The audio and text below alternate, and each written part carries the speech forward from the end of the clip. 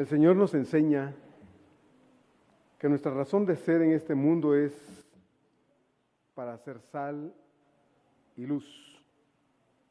Vivimos aquí en este mundo, pero no pertenecemos a este mundo de tinieblas.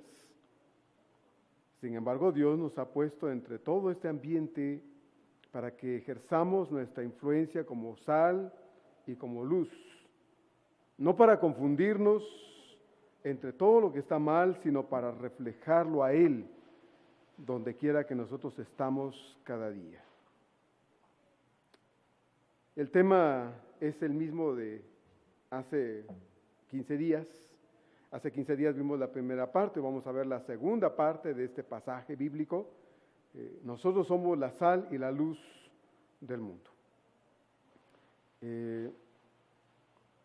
Es interesante cómo Dios toma ciertos ejemplos terrenales para enseñarnos qué somos, o en todo caso, qué es lo que debemos hacer. Dije la última vez que la Biblia deja muy claro que nosotros los creyentes somos extranjeros y peregrinos en este mundo. Hebreos 11, 13 a 16.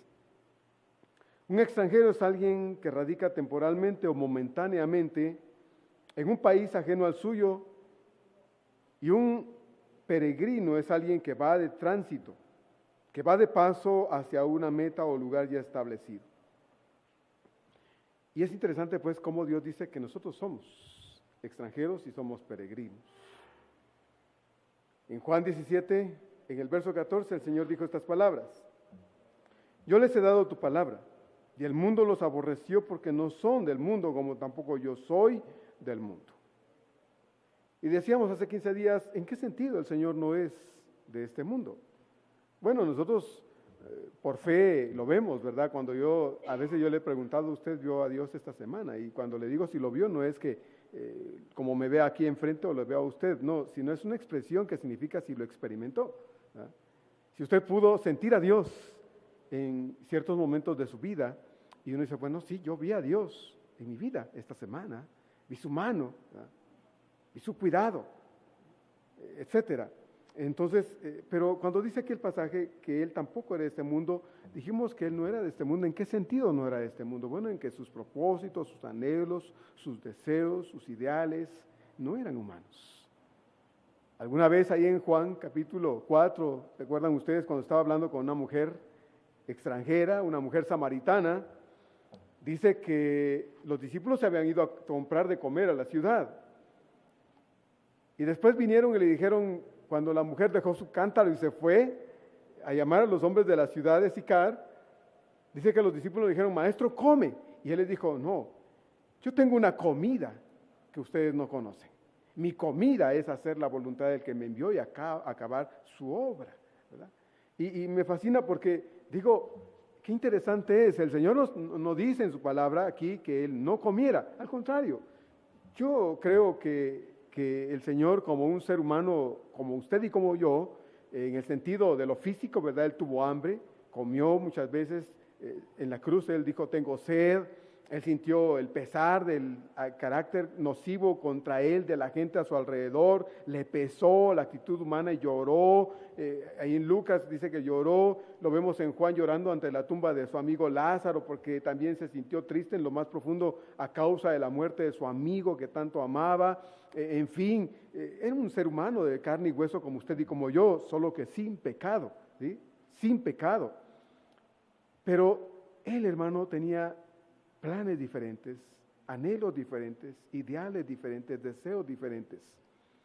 Y él dice aquí en el capítulo 17, verso 14 del capítulo 17 de San Juan, dice él, bueno, porque no son del mundo, hablando de nosotros, como tampoco yo soy del mundo. Así es de que también nosotros, hermanos, coincidimos en ese sentido de que nosotros los creyentes tampoco somos de este mundo y somos distintos de este mundo porque igual que nuestro Señor, nuestros anhelos, propósitos, deseos, ideales, etcétera, son distintos a la gente que no conoce a Dios.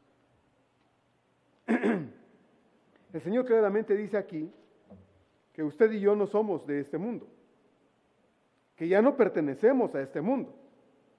Antes sí pertenecíamos a este mundo y de hecho Efesios 2, versos 1 al 3 dice, y Él os dio vida a vosotros cuando estabais muertos en vuestros delitos y pecados, en los cuales anduvisteis en otro tiempo siguiendo la corriente de este mundo, conforme al príncipe de la potestad del aire, el espíritu, que ahora opera en los hijos de desobediencia. Y dice el verso 3, entre los cuales también todos nosotros vivimos en otro tiempo en los deseos de nuestra carne, haciendo la voluntad de la carne y de los pensamientos, y éramos por naturaleza hijos de ira, lo mismo que los demás. Así es de que sí fuimos de este mundo, pero ya no somos de este mundo. Y yo creo que eso es algo que debemos tener claro, hermano. Porque el hecho de que ya no seamos de este mundo nos debe impulsar a vivir de manera diferente. Pero lo vamos a ver, espero, con calma esta tarde. Definitivamente ya no pertenecemos a este mundo y no es prudente, hermanos, no es sabio echar raíces aquí. No lo es, porque nuestra ciudadanía, según Filipenses 3:20, ¿dónde está? Dice, está en los cielos. Allá está nuestra ciudadanía. Yo decía en la mañana en la escuela dominical que, bueno, usted es mexicano y usted tiene una acta de nacimiento que dice que usted nació en México, en tal lugar, en tal fecha, hijo de tal y cual persona, etcétera, y hay testigos ahí, y la ley corrobora eso, ¿verdad? Diciendo así es, porque se presentaron las documentaciones necesarias en su momento para registrarle a usted y asentar que usted es mexicano de nacimiento. Pero eso es temporal, eso es momentáneo. Porque usted y yo ya no pertenecemos aquí. Ahora somos, ¿qué? Ciudadanos del reino de los cielos. Y yo creo, hermano, que sí es bueno sentirnos orgullosos de nuestra nacionalidad, ¿verdad? Y a mí me gusta mucho, desde que yo estoy en este país, lo primero que me gustó fue ese amor que siente el mexicano por su patria. A mí me gustó, allá en mi patria también se celebra lo guatemalteco, pero aquí arrasan con eso, ¿no? Y digo, me gusta mucho eso. Y me he contagiado de eso, ¿verdad? Pues es que cuando no se celebra nada, yo me siento así como, uy, bueno, pues no quieren, ¿no? Pero pues yo sí me voy a echar un pozole por allá, ¿verdad? Porque siento eso en mí, ¿no? En mí, porque aquí vivo y me gusta esto. Pero bueno, somos ciudadanos del reino de los cielos, por lo mismo, hermano, ya no debemos pensar en echar, ¿qué? Raíces aquí, porque no nos vamos a quedar acá, hermano. Yo no sé si usted ora porque el Señor regrese, o usted es de los que dice, no, Señor, el pastor dice que sí, pero yo te digo, no vengas, porque quiero terminar mis negocios, quiero terminar mi carrera, quiero terminar mi casa, quiero terminar. Bueno, yo espero que usted no sea de esos, porque no estamos echando raíces aquí.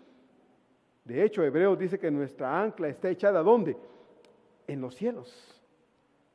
Es interesante, ¿verdad? Porque una persona dice, el ancla no se tira hacia abajo, pues sí, pero dice Hebreos que nuestra ancla está en los cielos.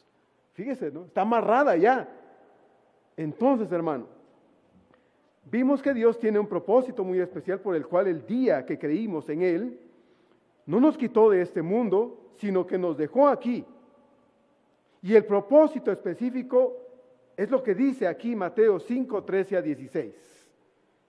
Y quisiera que leyéramos de nuevo, hermano, Mateo capítulo 5, versos 13 a 16, que lo leímos ya, porque ya terminamos el párrafo del 1 al 12 y estamos ya en la segunda parte de este análisis, de este párrafo, Mateo 5, versos 13 a 16. Si trajo su Biblia, por favor, sáquela. Vamos a leer Mateo capítulo 5, versos 13 a 16.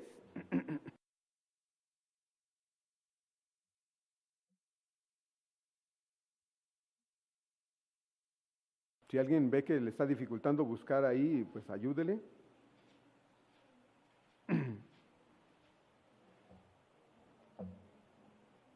¿Ya lo tiene? Muy bien. Vamos a leer entonces los versos del 13 al 16 juntos. Dice así, leamos. Vosotros sois la sal de la tierra, pero si la sal se desvaneciere, ¿con qué será salada? No sirve más para nada, sino para ser echada fuera y hollada por los hombres. Vosotros sois la luz del mundo. Una ciudad asentada sobre un monte no se puede esconder, ni se enciende una luz y se pone debajo de un almud, sino sobre el candelero, y alumbra a todos los que están en casa. Así alumbre vuestra luz delante de los hombres, para que vean vuestras buenas obras y glorifiquen a vuestro Padre que está en los cielos. Entonces, hermanos, ¿para qué estamos en este mundo? Bueno, no para ser exitosos, hermanos, No estamos en este mundo para gozar la vida. No estamos en este mundo para amontonar riquezas. No estamos en este mundo para ser famosos. No. Entonces, ¿para qué estamos aquí? Y la respuesta está aquí en el pasaje que ya leímos. Para ser la sal de la tierra y para ser la luz de este mundo. Es interesante, hermanos, porque el Señor no se concreta aquí en este párrafo a decirle a sus discípulos, ustedes son la sal de la tierra, son la luz del mundo. No se concreta eso, simplemente va más allá y dice, pero si la sal se desvanece, ¿con qué? Será salada la tierra. La luz no se prende y se pone debajo de un cajón, ¿verdad? Debajo de la mesa, debajo de la cama. La luz se pone en lo alto para que alumbre a todos los que están en casa. Dice, así alumbre vuestra luz. Pero una luz que no alumbra no sirve, un foco quemado, usted no lo va a dejar a su despensa o a su despensero, dice, lo voy a guardar. De hecho, antes, y yo me acuerdo porque así aprendí a surcir, bueno, mi mamá así me enseñó, ¿verdad? Yo sé que algunos aprendieron tal vez así, o no sé si aquí se enseñó así, pero en mi casa en Guatemala mi mamá me decía, a ver, tráete un foco quemado. Ella guardaba un foco quemado. Y yo siempre me preguntaba, ¿para qué? Y me dijo, tráelo. Y un día lo traje y agarró un calcetín y me dice, ¿lo metes? Y lo agarró así, y entonces agarró su aguja y me dice, aquí se empieza a hacer así. Ya me empezó a enseñar a surcir la ropa de esta manera, usando un foco quemado, ¿verdad? Ya, pues si lo agarras, bueno, pues lo vas a echar a perder, pero se agarra un foco quemado y lo usas. ¿Usted guarda un foco quemado? Tal vez. Yo, de hecho, tengo uno en la casa guardado, ¿verdad? Cuando tengo yo me pongo a hacer alguna cosa ahí, pues uso un foco quemado, porque así aprendí. Pero usted no guarda los focos quemados en su casa porque no sirven, los tira a la basura, ¿verdad? Dice el Señor, así alumbre vuestra luz. Un foco tiene que estar en buen estado para que alumbre. Cuando las lámparas que están aquí se queman, le decimos a los hermanos, ya se quemaron. No agarramos y las guardamos allá, no se van al bote de la basura porque lo único que para lo que sirven es para la basura. Dice el Señor, así alumbre vuestra luz. Es interesante porque el Señor les dijo a sus discípulos, ustedes son la sal de la tierra, son la luz del mundo. Y me gusta mucho porque cuando vemos el desarrollo del avance de la obra del Señor, encontramos que la Biblia nos muestra cómo de verdad Dios ha hecho tanto con hombres que no tenían, si usted se da cuenta en la Biblia, los recursos que nosotros tenemos hoy. Yo veo al apóstol Pablo ahora que fue en Semana Santa, me gustó mucho una película, vi una parte nada más del apóstol Pablo cuando encuentra al Señor en el camino a Damasco. Y llega y bueno, de ahí se va y con los discípulos empieza a predicar y van caminando, va con su morralito y empiezan a caminar, no dice, vámonos, súbanse al carro y se van en el carro, no dicen, súbanse al caballo, no, van caminando. Miren, nosotros tenemos tantas bendiciones hoy, la era moderna que hoy vivimos, nosotros nos da tantas facilidades, porque bueno, todos tenemos una Biblia en las manos, algunos traen sus aparatitos ahí, pero su tableta, traen su celular que ya trae ciertos aditamentos ahí para que usted tenga ahí diversas versiones de la Biblia. Ya hasta el lujo se da de no cargar la Biblia, mejor echa su celular ahí y se viene al templo. Bueno, puede ser, es aceptable hasta cierto grado, pero hay tantas bendiciones. Uno dice, tengo que ir a predicar a tal lugar y se sube al camión, y si está muy lejos y tiene las facilidades se sube al avión y se va y en unos minutos ya está en donde debe estar.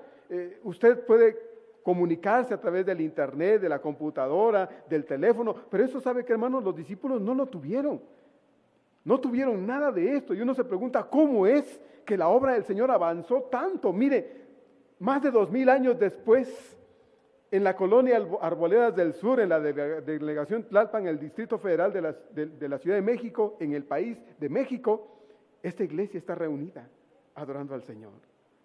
Y es resultado de todo lo que estos hombres y mujeres hicieron hace más de 2000 años allá, sin todos estos recursos que nosotros tenemos. Ellos no tenían computadoras, no tenían carros, no tenían dólares, no tenían euros, no tenían aviones. He oído de pastores que hasta sus propios aviones privados tienen, ¿no? Y digo, bueno, pero ellos no lo tuvieron. E hicieron tanto. ¿Qué sí tenían, hermanos? ¿Sabe qué sí tenían? Lo que nosotros también tenemos, al Espíritu Santo con nosotros. Eso es lo que ellos tenían.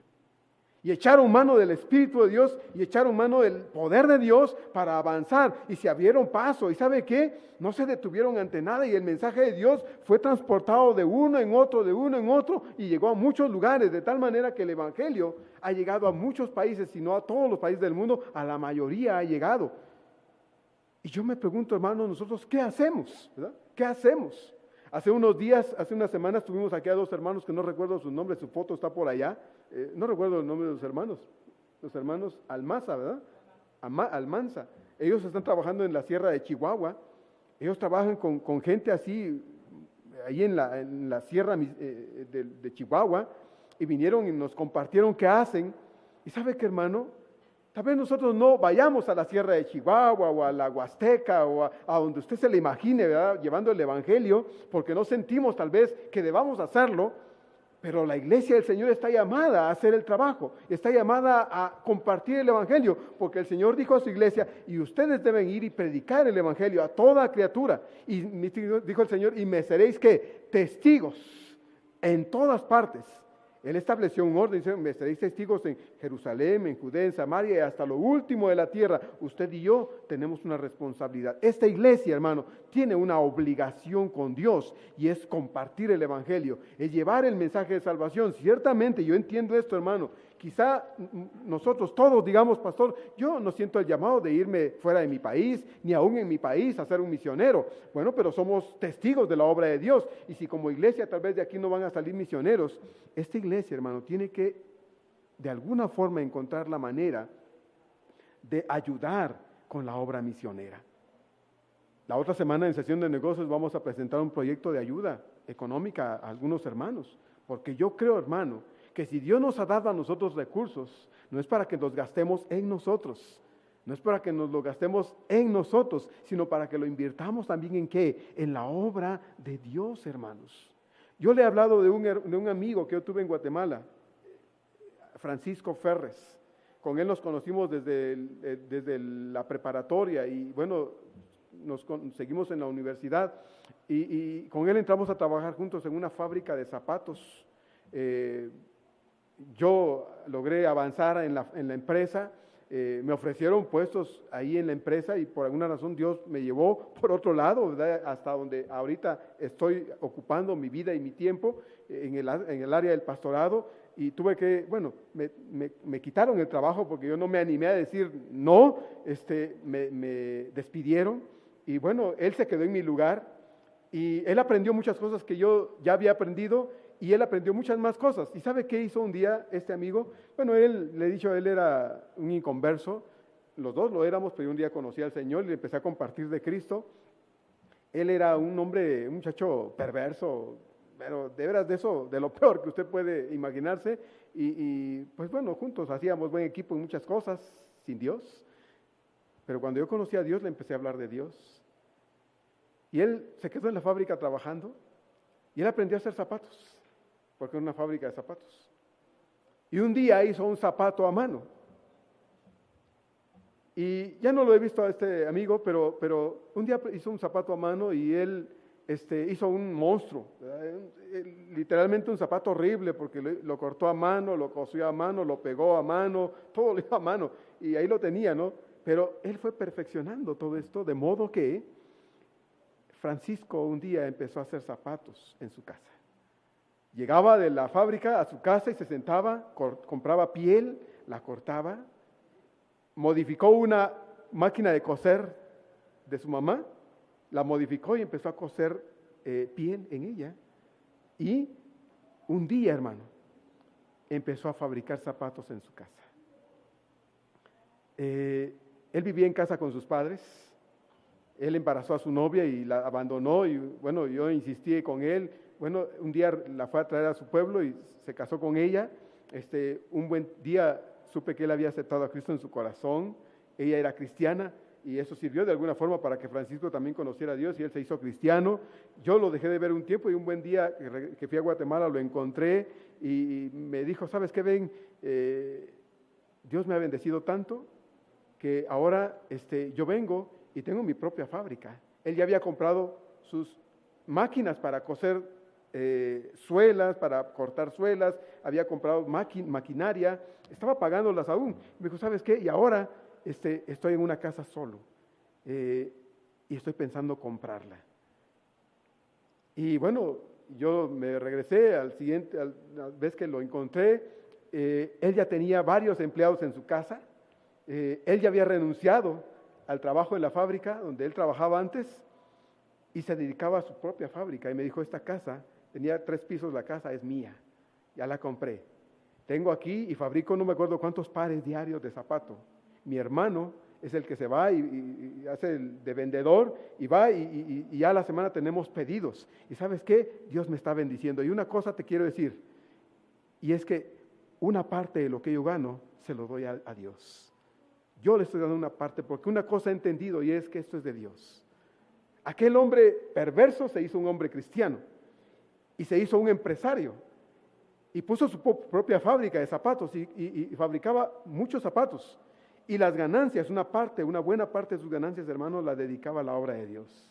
Ya no lo volví a ver nunca, no sé de él ya, pero lo último que supe de él es que era un hombre que estaba progresando mucho y estaba bendiciendo a la obra de Dios con dinero. Él me decía, yo no puedo hacerlas, pero doy dinero para que se haga. Y eso es algo que a mí me llena. Hermano, mire, el Señor dice en su palabra que nosotros tenemos la bendición de ayudar, de colaborar, de contribuir para que el Evangelio avance, para que el reino de Dios se establezca y se ensanche más y más y más. Quizá no podamos ir, pero sí podemos contribuir. Sí podemos dar para que la obra de Dios se lleve a cabo, para que no se deje de hacer el trabajo que Dios quiere que se haga. Yo digo, gracias a Dios por quienes en verdad ponen el corazón ofrendando, diezmando. ¿Verdad? Cuando se hace un reto, un proyecto, como decía la hermana, ¿verdad? Vamos a poner un proyecto una ofrenda de fe, un proyecto de fe, y usted dice, bueno, yo puedo, aparte de mis diezmos y ofrendas, dar una cantidad y aportarla a la obra de Dios. Yo digo, bendito sea Dios. Yo sé que hay iglesias, y nos han contado de iglesias donde el pastor se va allá después del culto y allá hace sus cuentas, se lo echa a la bolsa y se va. Y la iglesia no sabe qué se hace con el dinero. Sé de iglesias donde el pastor vive con lujos y su familia y la iglesia da y no saben qué pasa, porque si hay que comprar una silla, hermanos, hay que comprar una silla, den el dinero porque lo que ustedes dieron ya está ocupado, ¿verdad? Pero aquí no se hace, hermanos, eso no se hace. Y doy gracias a Dios porque aquí hay un ingresos y se registran los ingresos y cada mes tenemos, y a propósito, como paréntesis, le digo, si usted quiere, el otro domingo que tenemos reunión de negocios, quiere entrar para escuchar el informe de finanzas, usted puede entrar y escuchar que se ingresa por dinero, por diezmos, ofrendas, etcétera, ciertas cantidades, y todo lo que la iglesia gasta es porque la iglesia así lo determina. Y no hay cuentas escondidas acá, hermanos. Bendito Dios. Si tenemos sillas, es porque del mismo dinero que la iglesia da, se compran sillas, se compran lámparas, se compra esto, se compra el otro, se hacen muchas cosas, se dan ofrendas, se hace lo que creemos que se debe hacer con el dinero que no es suyo, ni es mío, es de Dios. Porque cuando usted y yo damos dinero para la obra de Dios, yo no digo, ese es mi dinero, no, ese es dinero de Dios. ¿Verdad? Y eso le pertenece a Dios y necesitamos decirle a Dios, Dios, es de todo corazón que se lo doy. Entonces, hermanos, el Señor dice, vosotros, solo vosotros, exclusivamente vosotros sois la sal de la tierra. Vosotros, solo vosotros y exclusivamente vosotros sois la luz del mundo. La sal no tiene ninguna otra función más que la de sazonar, preservar, dar sabor, salar. La luz, hermanos, su única y exclusiva función es la de iluminar y alumbrar. No tiene otra función. El Señor dice aquí que cuando la sal no cumple con su función y cuando la luz no está alumbrando, entonces no tiene ninguna otra utilidad, no tiene ninguna otra razón de ser, no sirven si no están haciendo y cumpliendo con la función de su existencia, ¿verdad? Usted no tiene sal en su casa que no da sabor, ¿verdad? Usted va a la tienda y compra una sal y le da una sal y cuando usted la prueba le sabe a nada. Usted no la guarda y dice, bueno, para algo me va a servir. ¿Qué hace usted si una sal no sirve? Bueno, la tira. El Señor dice, bueno, si la sal se desvaneciere, ¿con qué será salada? No sirve más para nada, sino para ser echada y pisoteada por las personas. Entonces, hermanos, para el Señor, el que nosotros seamos sal y luz, es un asunto muy importante, para Él lo es. Él no se limitó a decirles a sus discípulos entonces, ustedes son la sal de la tierra, ustedes son la luz del mundo, y ya. Él se ocupó de decirles también, cuídense de que su sal no se desvanezca, cuídense de que su luz siempre esté encendida, que ustedes como lámparas estén funcionando para la única razón que existen, y es alumbrar.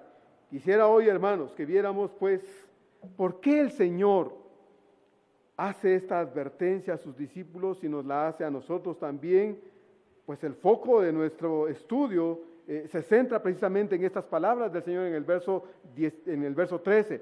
Pero si la sal se desvaneciere, ¿con qué será salada? No sirve más para nada, sino para ser echada fuera y hollada por los hombres.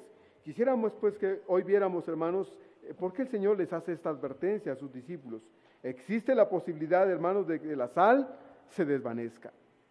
Existe la posibilidad de que nuestra luz deje de alumbrar. Existe la posibilidad. Ahora bien, la pregunta que cabe aquí es, ¿qué significa esto? ¿Qué significa eso de que la sal se desvanece y la luz deje de alumbrar? ¿Existe la posibilidad de que un creyente genuino deje de ser sal y deje de ser luz? Esa es una buena pregunta. ¿Significa esto que un creyente real vuelve a su vida pasada y pierde su salvación? Yo quisiera dar una respuesta, y de eso vamos a tratar el resto del tiempo, ¿verdad? El estudio. Una respuesta a la luz de las Escrituras, teniendo claro que la Biblia y solo ella es nuestra fuente divinamente inspirada de fe y de práctica. ¿Qué dice la Biblia al respecto? ¿Puede un creyente, hermano, regresar a su vida anterior, a su vida de pecado? ¿Puede darse la vuelta y decir, yo ya no quiero nada con Dios y vuelvo a ser la persona que era y perder su salvación? Y quisiera establecer una verdad para comenzar. Y esta verdad es la siguiente. Un verdadero creyente no puede de ningún modo volver a su estado anterior de incredulidad. Yo quisiera que usted, hermano, se fuera de este lugar hoy teniendo claro en su corazón esta verdad. Ningún creyente que sea verdadero puede ni podrá por ninguna razón volver a su estado anterior de incredulidad. No es posible bíblicamente hablando. Este asunto tiene que ver con la doctrina bíblica de la seguridad de nuestra salvación. Y las dos cosas, hermanos, van de la mano. Un creyente verdadero no puede volver atrás. Un creyente que de verdad ha encontrado a Cristo, que ha conocido al Señor y tiene la salvación en su corazón, no puede abandonar a Dios diciéndole a Dios, Señor, ya me harté de ti, me cansé de ti, me regreso a lo que antes era y vuelvo a ser la persona que era, a Dios, e irse. No es posible, hermanos. Tratar aquí este tema de la seguridad de nuestra salvación a la luz del pasaje bajo análisis me obliga a hacerlo por dos razones. Una de ellas es, por un lado, el hecho de que en la iglesia hay personas que tienen poco de haber conocido al Señor, y mi deseo como pastor, hermanos, es que sean cimentados, afirmados en la fe que hoy tienen en el Señor. El Señor les ha dado vida eterna, y esa vida eterna es un regalo de Dios, está basado en la promesa de Dios, en la promesa de un Dios que no miente. Y yo quisiera que usted, si usted tiene poco de haber conocido a Dios, crea con todo su corazón que haber conocido a Cristo ha traído vida eterna a su corazón, y esto no se va a perder.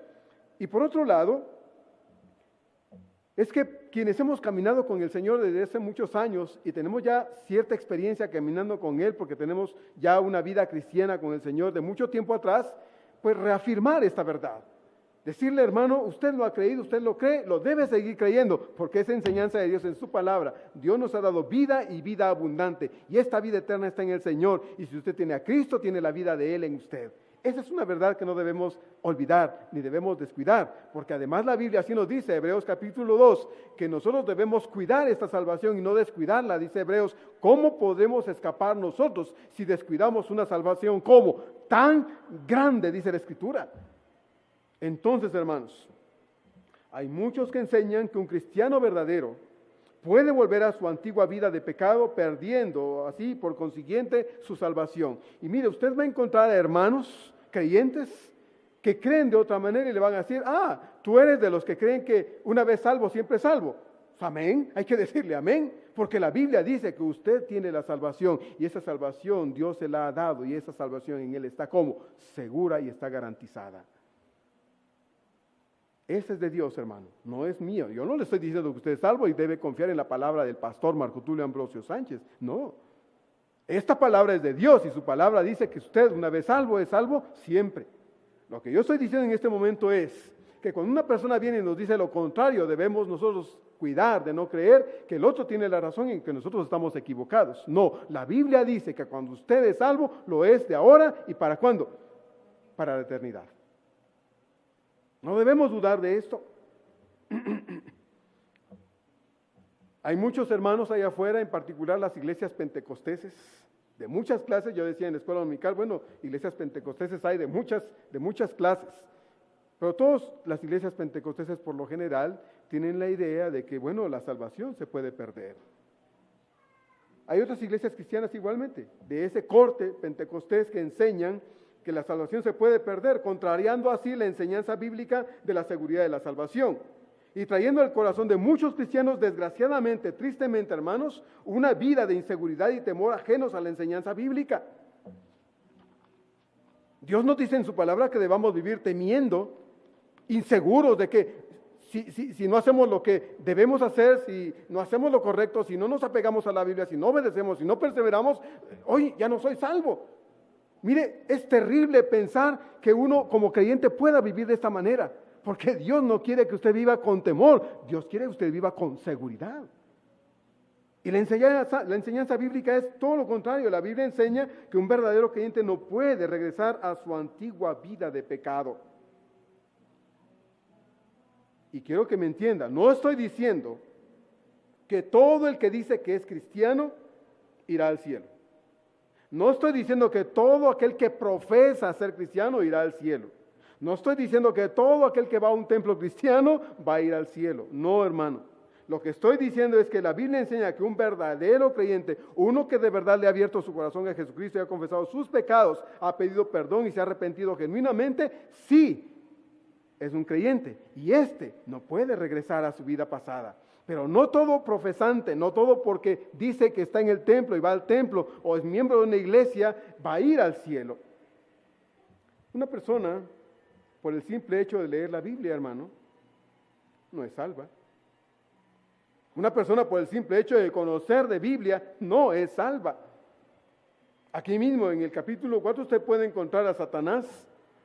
Cuando el Señor fue tentado en una de las tentaciones, lo llevó al pináculo del templo y le dijo, échate abajo. Y le dice, porque escrito está. ¿Y de dónde sacó Satanás esas palabras? Se las sabía, ¿sí? Y le dice, escrito está, a sus ángeles mandará cerca de ti, citando el Salmo 91, ¿sí? Y el diablo no deja de ser diablo por saber Biblia, ¿sí? Así es que, hermano, no por estar en el templo, no por venir con una Biblia al templo, no por saber de Biblia, no por estar aquí, vamos a ir ¿a dónde? Al cielo. Pero ya vamos a ver esto con un poquito de calma ahorita. Entonces, una persona por el simple hecho de leer la Biblia, de saber de Biblia, no es salva. Porque aún se puede enseñar de la Biblia, se puede predicar, y no por eso se es salvo. Aunque parezca extraño a simple vista. Y alguno dirá, pero pastor, yo he visto, yo conozco hermanos que, mire, son tan entregados y tan consagrados, fueron tan ejemplares, y un día se dieron la vuelta y se fueron, y no, pero hermano, ¿por qué? ¿Por qué? Yo conocí pastores que parecían pastores, que predicaban como pastores, que sabían mucho de Biblia, como un pastor. Y un día dijeron, yo no sé ni qué estoy haciendo aquí. Dejaron a su mujer, abandonaron a su mujer, se fueron con otra mujer y ya están en el mundo.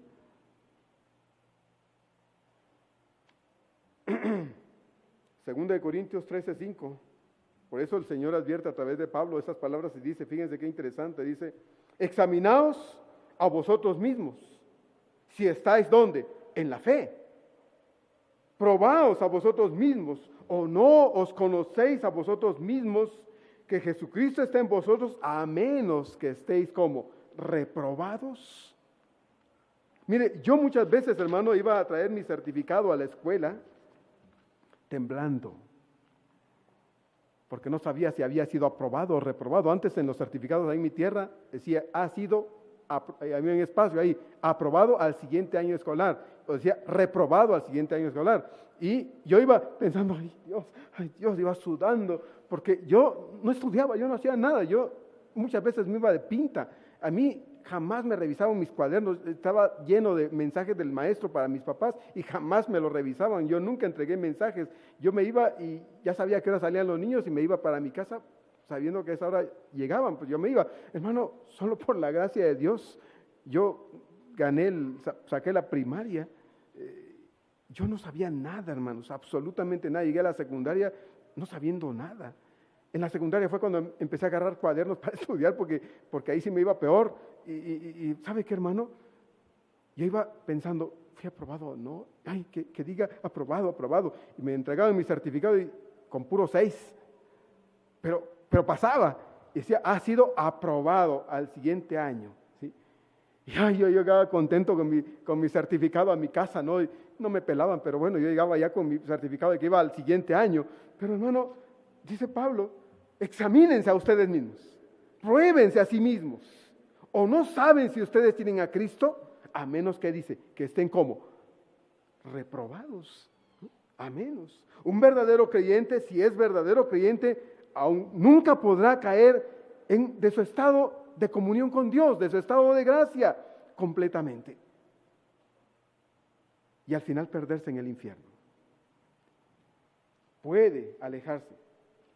Puede perder momentánea a veces la comunión con Dios por el pecado, porque a eso estamos expuestos todo el tiempo. Usted peca, yo peco. Hacemos muchas cosas que desagradan a Dios. No hay un solo día que nosotros como creyentes pudiéramos decir, Señor, hoy te doy gracias porque hoy, Señor, no tuve un solo mal pensamiento. Todas mis palabras fueron correctas. Le eché miel a cada palabra, expresión, actitud que yo expresé, manifesté este día. Señor, hoy, Señor, no hubo nada en mí que te lastimara el corazón. Hoy, Señor, hice lo correcto al 100%. Mire, hermano, nadie puede decir esto. Por eso la Biblia dice, sea Dios veraz y todo hombre, ¿qué? Mentiroso. Porque si yo viniera a Dios y le dijera, Señor, yo soy un pastor, yo hago todo lo que tú quieres. Ahí sería la más grande mentira que yo podría expresarle a Dios, aparte de muchas otras que tal vez salen de mi boca. ¿Por qué? Pues porque así somos. Momentáneamente podremos a veces perder esa comunión con Dios, dejar de sentir la salvación, como el salmista dice David en el Salmo 51, ¿verdad? Devuélveme el gozo de tu salvación, porque a veces nuestras actitudes, formas de vida nos alejan de esa comunión con Dios, rompen esa comunión con Dios, pero volvemos a la comunión con Dios a través de la confesión y el pedir perdón. 1 Juan 1:9 dice, si confiesas tus pecados, Él es fiel y justo para perdonar tus pecados y limpiarte ¿de qué? De todo mal. Entonces cuando tú y yo pedimos perdón, Dios nos perdona y la comunión con Dios se restablece de nuevo, pero no dejamos de ser hijos de Dios. El Espíritu de Dios nos redarguye y dice, estás mal, estás actuando mal, te estás portando mal, mira, estás mal en tu comunión con Dios, arregla eso que está mal con Dios y lo hacemos. Cuando uno que dice creer en Cristo un día vuelve atrás a su vida de pecado, no es que dejó de ser salvo, hermano, esa persona jamás conoció verdaderamente a Cristo. Por lo tanto, solo se manifestó lo que era, una persona no regenerada. Yo he conocido a gente que servían, que trabajaban en la iglesia. Y un día se fueron. Dejaron de ir al templo. Volvieron a sus vicios anteriores. Y uno se preguntaba, yo me preguntaba, pero ¿por qué le pasó a ese hermano? Bueno, no lo sabía. Entonces yo no entendía muchas cosas. Y me dolía que ese hermano ya no quería ir a la iglesia, al contrario. Estaba borracho, estaba perdido en las drogas o haciendo cosas terribles. Y yo pensaba, qué triste hermano, ¿verdad? No quiere venir. Bueno, sí, realmente se fue, regresó a lo que era. Simplemente no había encontrado a Dios.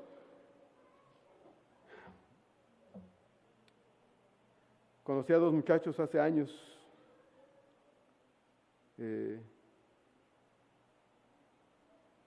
Ellos iban al templo, eran parte del grupo de jóvenes. Un día llevaron a una amiga, ellos vivían cerca como unas 2 calles del templo, llevaron a una vecina de ellos al templo, la empezaron a llevar. Ese día que la llevaron fue el último. Ya no regresaron, Carlos y Manuel. Ya no regresaron. Y un buen día los fuimos a buscar, porque vivían a unas 2 calles del templo, y su mamá nos dijo, es que ya no quieren ir al templo. ¿Y por qué? Bueno, al fin la mamá se sinceró con nosotros porque preguntaba mucho por los 2 muchachos, y dijo, es que andan en el mundo. ¿Y qué andan haciendo? Bueno, pues andan borrachos. Andan peleándose, bueno, hasta en la cárcel han parado por sus líos. ¿Y sabe que nunca regresaron? Nunca. Y uno puede preguntarse, bueno, ¿y qué pasó? ¿Qué sucedió? Que simplemente pensaban que eran parte de, pero no eran parte de la obra de Dios, no eran parte de la iglesia. Creían ser parte de esto, pero no. Su corazón no había sido cambiado, simplemente se fueron. Pienso en Judas Iscariote, y usted conoce bien de Judas Iscariote, era uno de los 12, predicaba igual que los otros 11, fue con los 11, en Mateo capítulo 10, puede usted ver, el Señor los mandó de 2 en 2, incluso a Judas con alguno de los demás, y fueron y predicaron, y fueron y echaron fuera demonios, hicieron milagros. ¿Se acuerda usted? Vinieron gozosos diciendo, Señor, Señor, todos, hasta los demonios se sujetan en tu nombre, incluyendo a Judas. Hicieron muchas cosas. Más adelante en Lucas 10 dice que el Señor organizó un grupo de 70 y también estos se fueron allí y Judas fue con ellos. Hizo milagros en el nombre de Cristo junto con los otros. Pero era ladrón, dice Juan 12, que una mujer llegó y le echó un perfume al Señor y dijo, Judas, esto debió haberse vendido. Y dijo, porque a los pobres, dado a los pobres. Y dice Juan, pero no lo dijo porque tuviera cuidado de los pobres, sino porque era ladrón, dice, y sustraía de la bolsa porque para ajustar era el tesorero.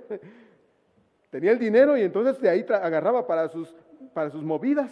¿Verdad? Era ladrón, así lo dice ahí, léalo usted. Entonces, Juan 12, tanto era así que Judas era uno de los 12 y que vivía en apariencia como si fuera uno de los 12, que cuando el Señor les dice a sus discípulos, uno de ustedes me va a traicionar. ¿Sabe qué? Los discípulos no dijeron, ya sabemos, es Judas. No dijeron eso. ¿Sabe qué dijeron los discípulos? Empezaron a preguntarle, Señor, ¿seré yo? Y todos dijeron lo mismo, incluyendo a Judas. Porque vivía como ellos, porque parecía uno de ellos. Ellos no pudieron identificarlo porque Judas se confundía entre ellos. No es que Judas un día dejó de creer, es que nunca había creído, hermanos, nunca fue un cristiano. Mateo 7, 21 al 23 dice estas palabras.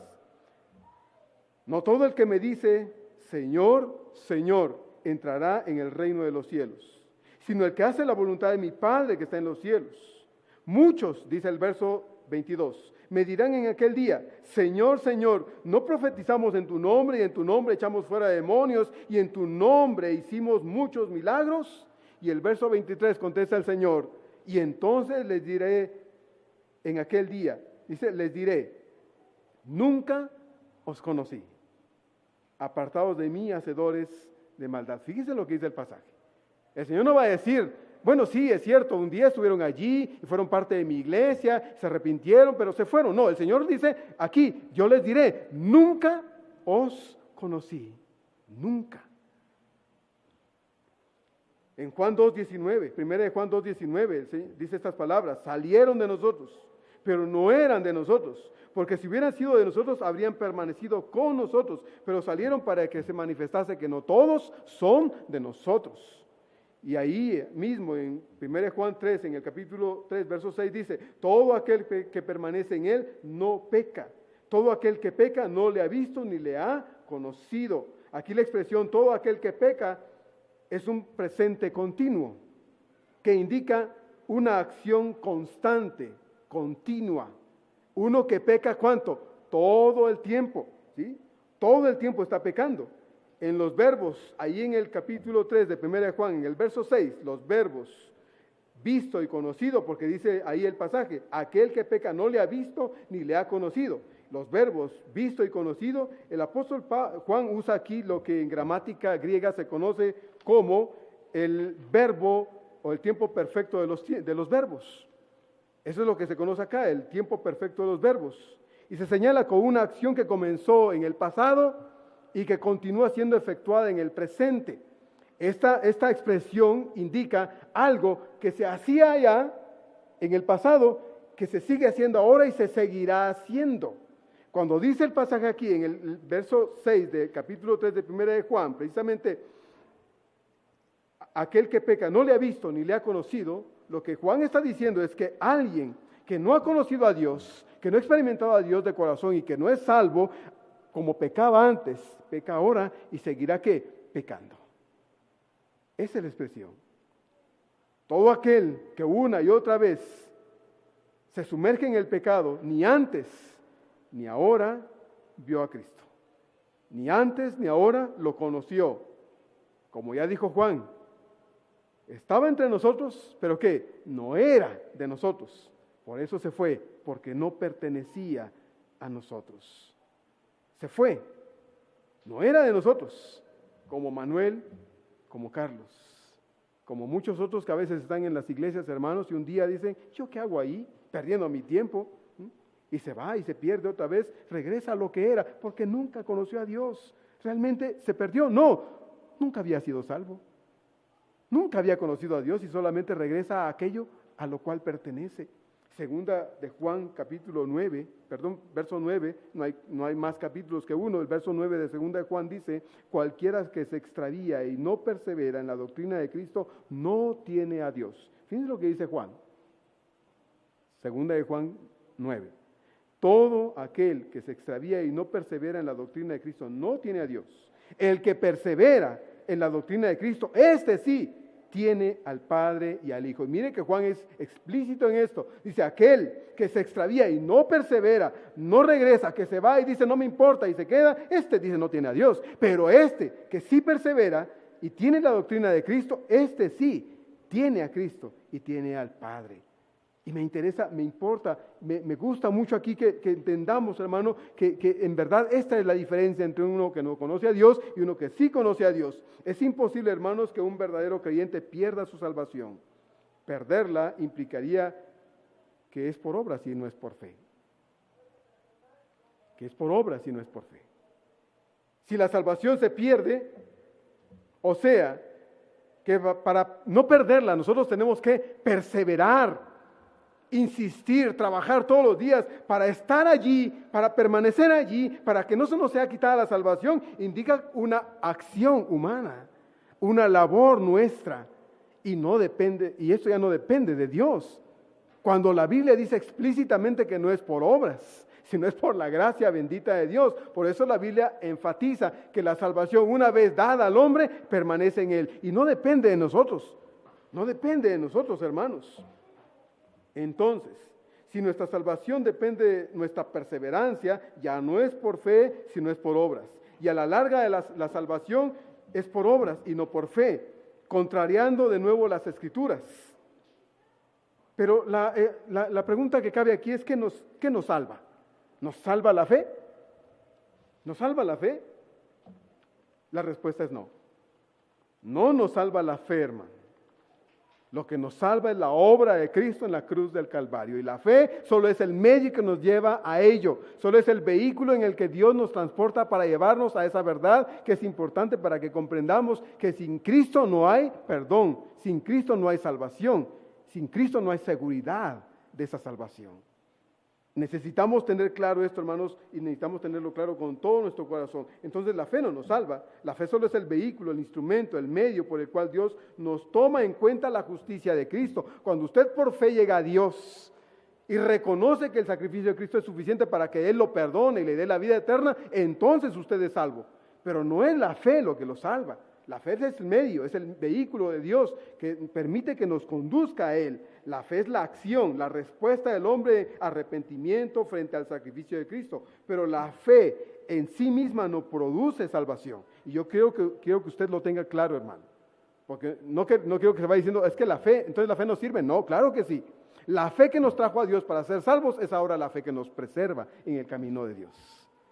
Porque no estamos aquí perseverando porque somos buenos, porque somos unos buenazos, porque es que los bautistas sí. No, hermano, Eso no nos lleva a Dios, no nos conduce a Dios, pero sí la fe que viene de Dios y nos hace estar en el camino del Señor, que nos hace caminar con Dios, aunque a veces las circunstancias no sean las que quisiéramos que fueran. La vida no es lo que quisiéramos que fuera, pero perseveramos en el Señor. Es la fe que nos está manteniendo aquí y esa fe viene de Dios.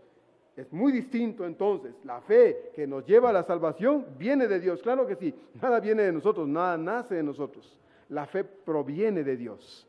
Pero la fe en sí misma no es la que salva. La fe nos lleva a la salvación a través del sacrificio de Cristo. Pero una vez salvos, Dios nos da una fe que nos ayuda a perseverar, a caminar, a ser insistentes en el camino del Señor. ¿Tendría razón quien pone su fe, por ejemplo, en las imágenes? Y decir, bueno, es que tengo mi fe puesta en una imagen para creer que entonces esa fe le puede llevar al cielo, ¿verdad? Siendo católicos, muchos de nosotros teníamos nuestra fe puesta en una imagen, ¿sí? Cualquiera que está afuera, pero esto no nos daba salvación y lo sabemos. Fue el creer que Cristo había muerto por nosotros y aceptar ese sacrificio por nosotros y para nosotros el hecho de que ahora tengamos salvación y vida eterna. La fe, hermano, es un don de Dios. Es la forma que Dios tiene para conducirnos a encontrarnos con Él. Me gusta mucho porque Efesios 2, 8 y 9 dice que no es por obras, es por gracia, ¿sí? Que nosotros tenemos la salvación. Romanos 1, 16, 17, Pablo dice, porque no me avergüenzo del Evangelio, porque es poder de Dios para salvación a todo aquel que cree, al judío primeramente y también al griego. Y el verso 17 dice, porque en el Evangelio la justicia de Dios se revela por fe y para fe, como está escrito, mas el justo por la fe en el Evangelio vivirá. Yo creo en la palabra fiel, en la palabra segura, en la palabra inmutable de un Dios, mi Dios, nuestro Dios inmutable, hermano. Malaquías 3:6 dice, porque yo Jehová no cambio, por esto, hijos de Jacob, no habéis sido consumidos. Lamentaciones 3 dice, cada mañana es y se renueva su misericordia, por eso ustedes no han sido consumidos. Hebreos 6, 18 al 20 nos recuerda estas palabras, para que por dos cosas, dice, inmutables, en las cuales es, dice, imposible, y yo lo tengo aquí subrayado en mis notas, hermano, yo lo subrayé aquí, dice, por las cuales es imposible que Dios mienta, tengamos un fortísimo consuelo, los que hemos acudido para asirnos, agarrarnos de la esperanza puesta delante de nosotros, la cual tenemos como segura y firme ancla del alma y que penetra hasta dentro del velo en los cielos, donde Jesús entró por nosotros como precursor, hecho sumo sacerdote para siempre según el orden de Melquisedec. Hermano, ¿esto no le da confianza a usted? ¿No le da seguridad a usted? Ojalá que sí. Ojalá que sí. Números 23 dice, Dios no es hombre para que mienta, ni hijo de hombre para que se arrepienta. Él dijo y pregunta, ¿y no hará? Habló y pregunta, ¿no ejecutará? Hermanos, hay muchos versículos y por tiempo yo no puedo compartirlos, pero hay muchos versículos que nos aseguran lo contrario de lo que algunos dicen allá afuera, equivocadamente, de que la salvación se pierde. Cada uno de nosotros podemos descansar seguros en el hecho de que Dios no miente. Él dijo, el que en mí cree tiene vida eterna. Juan 6, 47. Juan 3, 16 es un pasaje que muchos de ustedes saben de memoria.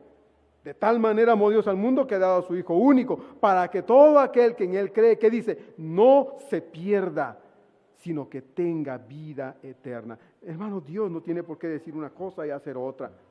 Usted tiene un pastor que puede fallarle muchas veces y le ha fallado, ¿verdad, hermana Graciela? Una vez quedamos de venir aquí, la hermana estuvo esperando al pastor, aquí al santo pastor, y jamás llegó. Pues porque dice una cosa y hace otra, es un ser humano igual que ella. Tuve que disculparme con la hermana porque pues, se me olvidó que habíamos quedado con una cita con la hermana y la pobre hermana estuvo aquí parada allá afuera y el santo pastor nunca llegó. Pero si Dios me dice una cosa, yo confío que ese Dios no miente, porque es Dios. Y si Él me dice que tengo la vida, la tengo, hermano. Fíjese lo que dice Romanos.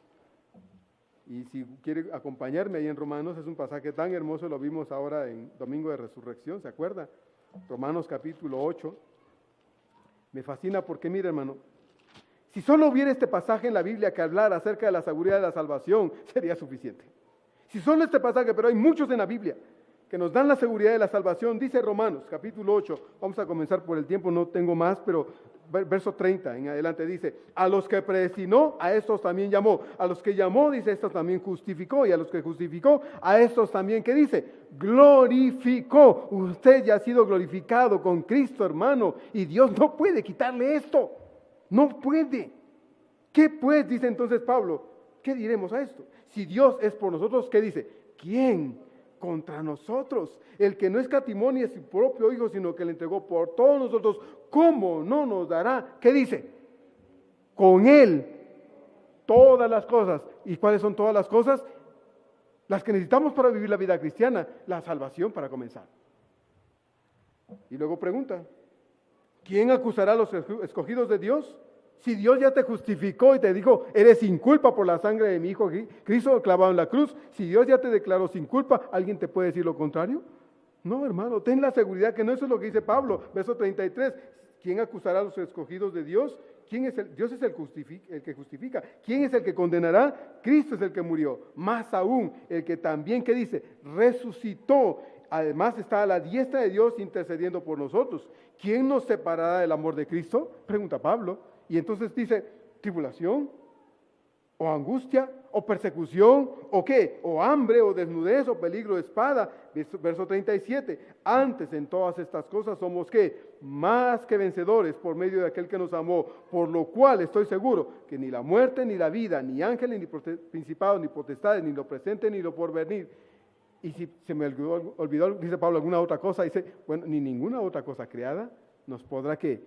Separar del amor de Dios que es en Cristo Jesús, Señor nuestro. ¿Quién te puede separar de ese amor de Dios, hermano? ¿Tú te puedes apartar de Dios? Ni tú. Si has conocido a Dios de verdad, tu vida va a ser una constante búsqueda de ¿qué? De Dios. El que de verdad ha conocido a Dios va a buscar las cosas de Dios, donde está Él sentado, y va a hacer de las cosas de Dios su constante tesoro. Pero el que no ha conocido a Dios, hermano, solo piensa en las cosas del mundo porque su corazón está echando raíces a donde pertenece. Entonces, hermano, necesitamos tener convicción de esto. Juan 10, 27 a 29 nos dice estas palabras. Mis ovejas oyen mi voz. Y yo, ¿qué dice? Las conozco. Y la expresión conocer aquí indica un sentido de pertenencia, no de identificación, hermano. De pertenencia. Cuando usted lee ahí en Juan 27 que dice, y yo las conozco, es yo las conozco, me pertenecen y me siguen. Verso 27, yo les doy vida eterna. ¿Y qué dice? Y no perecerán, ¿cuándo?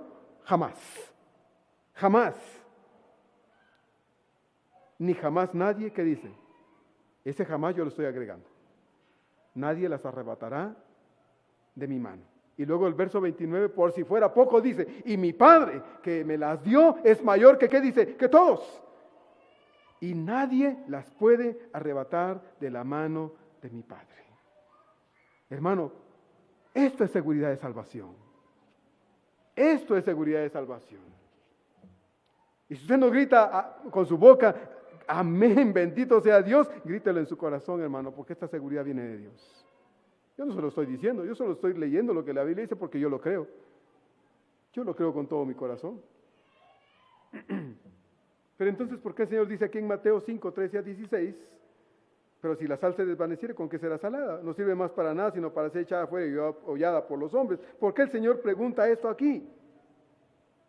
Porque el Señor nos advierte que si descuidamos, nosotros los que hemos creído en el Señor y somos salvos de verdad y estamos caminando con Dios, si descuidamos nuestra salvación, nuestra comunión con Él, si bien nuestra salvación no la perdemos, sin embargo, nuestra efectividad, nuestra influencia, nuestro testimonio sí se puede afectar.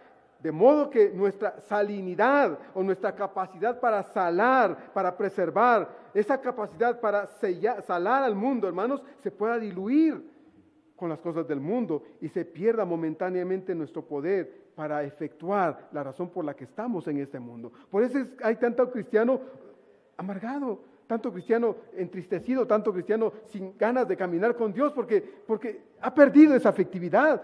Son sal, pero ya no salan mucho. Son luz, pero ya no están medios fundidos. Entonces necesitamos aferrarnos a Dios y necesitamos creer, hermano, que si usted camina con Dios y busca a Dios y depende de Dios, va a tener más efectividad. Pero el Señor advierte aquí, pero si la sal se desvaneciere, ¿con qué será salada?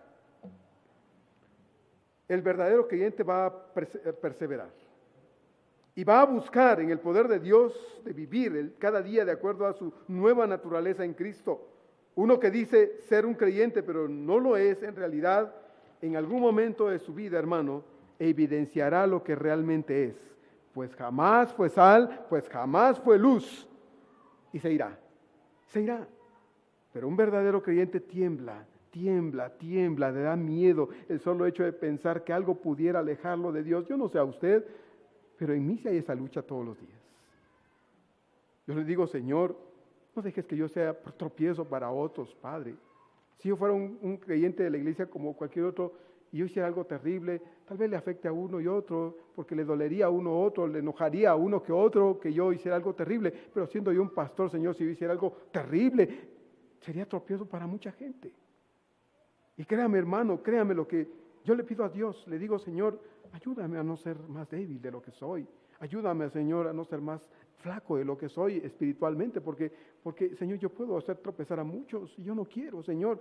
Créame, hermano, yo lucho conmigo mismo.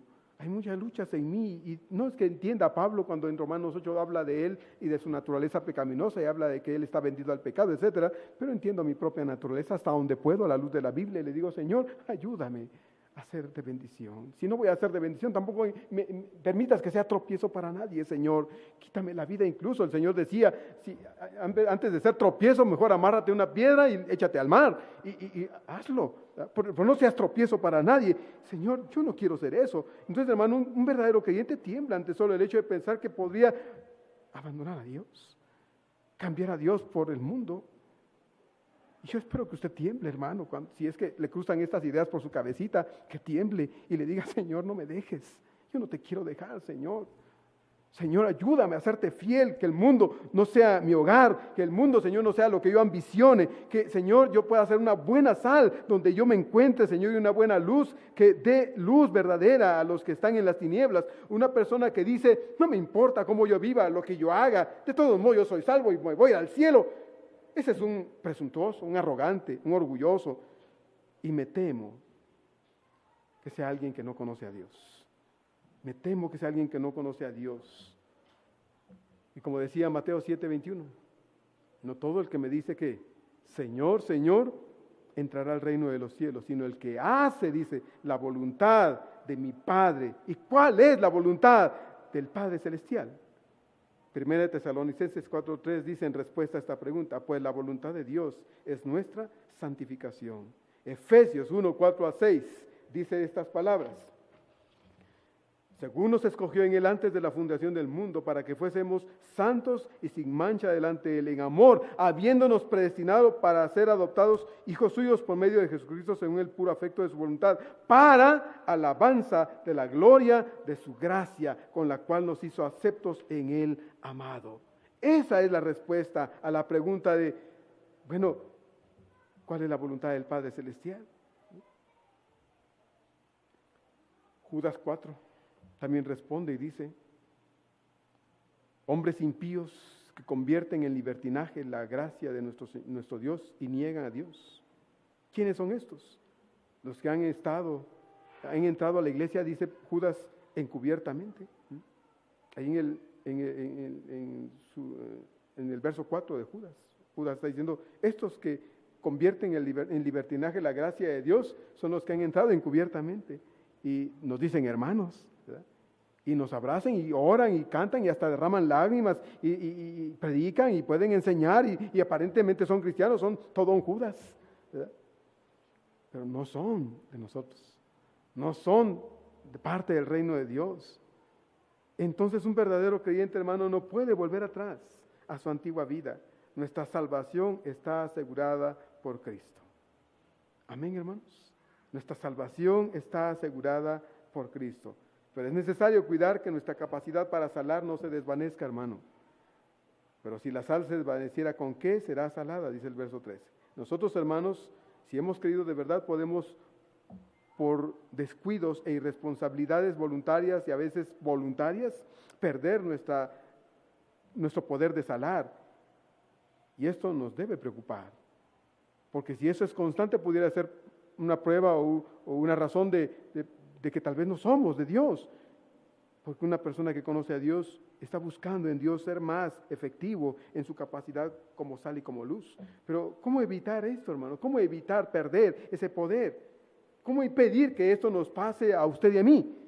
Bueno, hay 4 puntos que solo se los voy a leer, que debemos considerar y que son vitales a la luz de las Escrituras. El primero, necesitamos alimentarnos diariamente de la palabra de Dios. ¿Aparta usted tiempo para leer la Biblia, hermano? La Biblia dice, Mateo 5:39, escudriñad las Escrituras porque os parece que a vosotros tenéis la vida eterna y ellas son las que dan testimonio de mí. Eso es lo que dice el Señor. Mateo 4:4, no solo de pan, dice el Señor, vivirá ¿qué? El hombre. No solo de pan vive el hombre. Juan 17:17, el Señor decía, santifícalos ¿en qué? En tu verdad. Tu palabra es ¿qué? Verdad. Hermano, usted y yo nos estamos santificando diariamente en la verdad de Dios. ¿O no?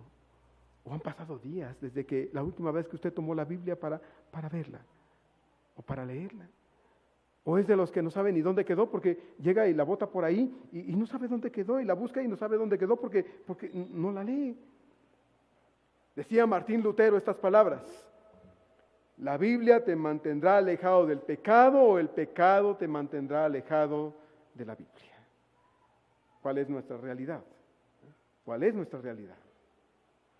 Puede ser el pecado, la televisión, puede ser el pecado, el quehacer de la casa, puede ser el pecado el trabajo, puede ser el pecado la diversión, la familia, etcétera, lo que usted quiera. ¿Esto te alejará de la Biblia o la Biblia te alejará de aquello? Nosotros necesitamos responder. Eso es lo primero, necesitamos alimentarnos diariamente de la palabra de Dios. Lo segundo, necesitamos orar. Necesitamos ocupar tiempo cada día para estar en la presencia de Dios. Me gusta mucho lo que dice Mateo 26:41. El Señor le decía a sus discípulos, velad y orad. ¿Para qué? Para que no entréis ¿en qué? En tentación. Velad y orad. Las dos cosas son necesarias, velad y orar. Estar alertas. Pedro nos recuerda, el diablo anda como león rugiente buscando a quien ¿qué? Destruir. El diablo no está jugando con usted, hermano. No crea que viene a jugar las llevas tú. No, el diablo no viene a jugar con usted. Él quiere ¿qué? Destruir. Él es asesino, es homicida, es mentiroso. Es lo que el Señor dice en Juan 10. El ladrón no vino sino para ¿qué? Hurtar, matar y destruir. Pero yo he venido para que ustedes tengan vida y ¿cómo? En abundancia. Entonces, hermano, usted y yo necesitamos velar y orar para no entrar en tentación. Primera Tesalonicenses 5:17, lo recordamos. Pasamos semanas hablando de esto. Orar, ¿cómo dice la Biblia? Sin cesar. Orar sin cesar. Número 3. Necesitamos estar en comunión con los creyentes y congregarnos, hermanos. Hebreos 10:24 nos recuerda, no dejando de congregarnos como algunos tienen por costumbre, y tanto más cuanto veis que aquel día que se acerca, ¿qué día? El que el Señor regrese. Y usted se está dando cuenta de todo lo que está pasando a nuestro alrededor, hermano, y la gente está temerosa de una tercera guerra mundial. De una tercera guerra mundial. Yo me pregunto si las Coreas, si Estados Unidos y Rusia usaran sus bombas nucleares, ¿qué sería, hermanos? ¿Qué sería? Una sola bomba en Hiroshima hace cuántos años atrás hizo tanto daño y mucha gente todavía sigue padeciendo por eso ahora, a tantos años de eso. Una bomba. Y tienen arsenales con muchas bombas nucleares y muchas bombas que tienen químicos y muchas cosas y enfermedades ahí para destruir a la gente, porque las bombas no son para hacer bien, hermano. Hermano, ¿ora usted por esto? ¿Ora usted por esto, hermano? Estamos en tiempos complicados. Por eso dice la Biblia, congréguense y aliéntense unos a otros. No dejen de congregarse y alentarse. Salmo 133. Miren qué bueno y delicioso es que están los hermanos como juntos y en armonía. Y número 4, hermano, necesitamos mantenernos alertas cada día para no consentir el pecado en nuestra vida. Necesitamos estar alertas con nosotros mismos para no consentir el pecado en nosotros mismos.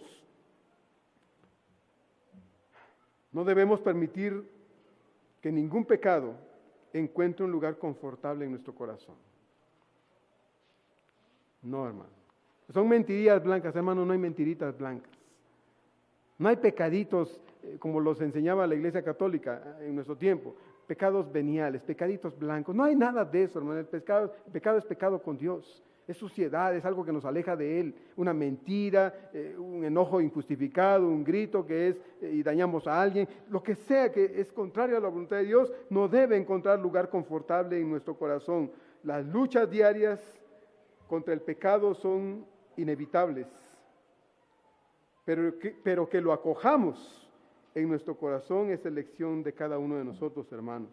Nuestro deber no es hacer más grave el pecado, sino más bien atacarlo, siendo sal y luz cada día donde nosotros estemos. Nosotros somos distintos del mundo, hermanos, como Jesús era distinto del mundo.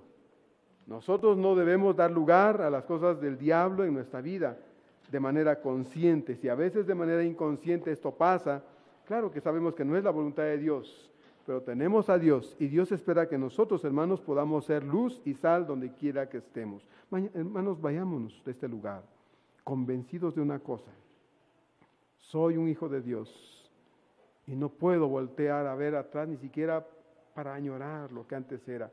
Hermano, yo he oído cristianos, cuando hablan de su vida pasada, lo hacen a veces hasta así con cara de, ay, cómo no, qué lástima que no puedo regresar. Pues váyase.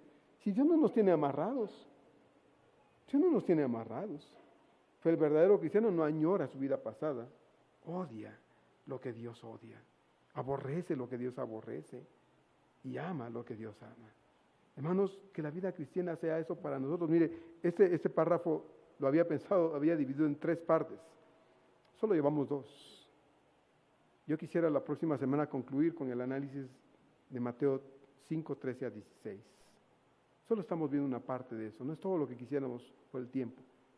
Pero yo quisiera que usted se fuera esta semana pensando, hermano, que si usted ha conocido a Dios, nadie lo puede apartar del amor de Dios. El Señor dice que esta salvación nos ha sido preservada, reservada en los cielos. Usted tiene una reservación en los cielos, hermano. ¿Y sabe quién pagó esa reservación? Cristo. ¿Usted cree que se puede cancelar esa reservación? No, hermano, no. Bendito sea Dios, no. Váyase de este lugar pensando que usted ha conocido a Jesús y le ha traído a su vida salvación y vida eterna. Y esa vida eterna está segura por la palabra de un Dios que no miente. Y si alguien le dice lo contrario, le iba a decir que le diera con la Biblia en la cabeza, pero no. Dígale, Señor, ayúdalo a entender, ayúdales a entender la verdad de tu palabra, porque tú nos has llamado a una vida de gozo, de plenitud, de paz, de seguridad, y no lo que esa gente vive a veces, desgraciadamente, porque han sido mal enseñados.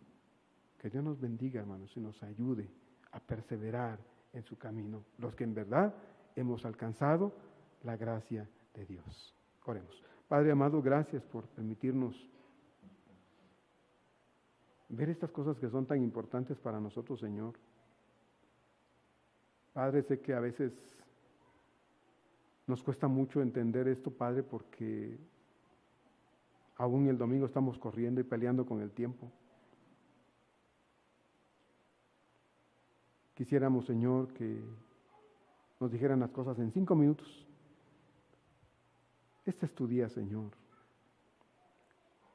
Como sería injusto de tu parte demandar de tus hijos que dejaran de trabajar para venir al templo a orar en un horario de trabajo así, Señor. No es justo que el domingo también estemos con tantas prisas y carreras. Pero, Señor, en ese proceso estamos de aprender. Ayúdanos, Señor, a darte a ti lo que es tuyo y dártelo con calma, con paciencia, con paz. Algún día dijiste, den a César lo que es de César, ya lo dimos, el trabajo, las ocupaciones, los compromisos, pero den a Dios lo que es de Dios. Y este domingo, Señor, este día es tuyo. Gracias, Señor, porque lo que hemos oído ha venido de tu corazón. Yo te ruego, Padre, que nos ayudes para que esta palabra que nos has dado, Padre, aliente nuestra vida, fortalezca nuestra fe y nos haga caminar en dependencia de ti, Señor, cada día creyendo, Padre amado, que si tú lo dijiste, lo harás. Tú no eres un hombre, ni eres hijo de otro hombre, Padre, para arrepentirte. Tú no mientes, Señor, y lo que has dicho lo cumplirás. Y yo estoy seguro de eso, Padre. Yo quiero que mis hermanos se vayan de este lugar hoy con la plena seguridad de que si te hemos conocido de verdad, no volveremos atrás, como dice un himno precioso en nuestro himnario. No vuelvo atrás, no vuelvo atrás. Señor, que esa sea nuestra convicción. A veces, Señor, daremos un paso que otro atrás por diversas razones, pero, Señor, en fe, en oración, tomaremos vigor en ti, Espíritu Santo, para seguir adelante, para caminar, tomados de tu mano, Señor, bendito Padre de misericordia. Señor, ayúdanos, pues, a vivir la vida cristiana siendo verdadera luz, verdadera sal, donde quiera que estemos. Que nada en nosotros haga, Señor, infructuosa esa capacidad que has puesto nosotros como creyentes y de verdad te conocemos para hacer sal y salar, preservar, sazonar, dar sabor. Este es un mundo, Señor, podrido, un mundo que está supurando, Señor, está escurriendo pus, Señor, de pecado, de maldad, de tanta cochinada, Señor. Padre, nosotros no podemos participar de eso, no debemos hacerlo, porque eso no es lo que tú quieres para tu iglesia. Ayúdanos, Señor, a ir allí donde eso está pasando y en vez de confundirnos y tomar parte de todo eso sucio, Señor, Padre, fungir como sal y como luz. Ayúdanos, Señor, comenzando en nuestra propia casa. Ayúdanos, Señor, te lo suplicamos. Y danos el poder, Padre, porque esto no lo hacemos solos. Es imposible, Señor. Esto lo hacemos en absoluta dependencia de ti, Señor. Ayúdanos, pues, Padre, y que sea una bonita experiencia esta semana. Vivir siendo sal y siendo luz donde quiera que estamos. Te lo pedimos en el nombre de Cristo Jesús. Amén.